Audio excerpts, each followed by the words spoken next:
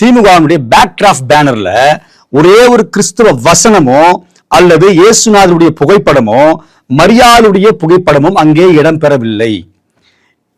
இத அங்க உட்கார்ந்து கொண்டிருந்த ஒரே ஒரு பிஷப் கூட, ஒரே ஒரு பாஸ்டர் கூட எதிர்த்து கேள்வி கேட்கவில்லை. அவர்கள் திரும்பி பார்த்தார்களா என்று சொல்லி தெரியவில்லை.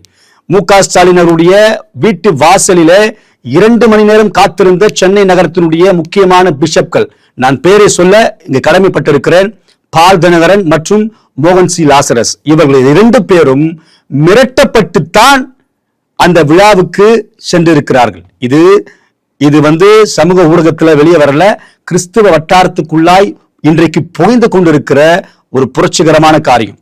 மு.க. ஸ்டாலினுடைய குடும்பம், உதயநிதி ஸ்டாலினும் இன்றைக்கு கிறிஸ்துவ பாதிரியார்களை மிரட்டி இப்படிப்பட்ட விழாவை செய்திருக்கிறது.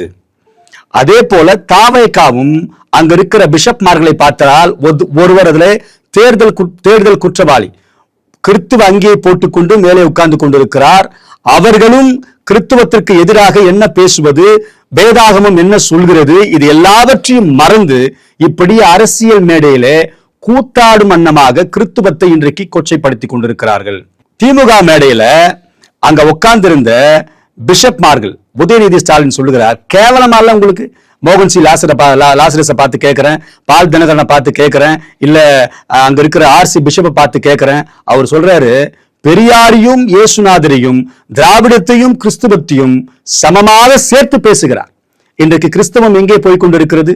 உதயநிதி ஸ்டாலின் தன்னுடைய வாயினாலே சொல்லுகிறார், எத்தனை பெண்களை அவர் சீரழித்திருப்பார்.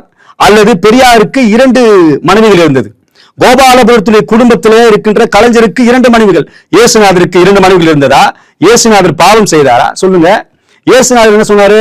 பாவிகளோடு கூட அவர் பந்திருந்தார், பாவிகளை திருத்தினார்.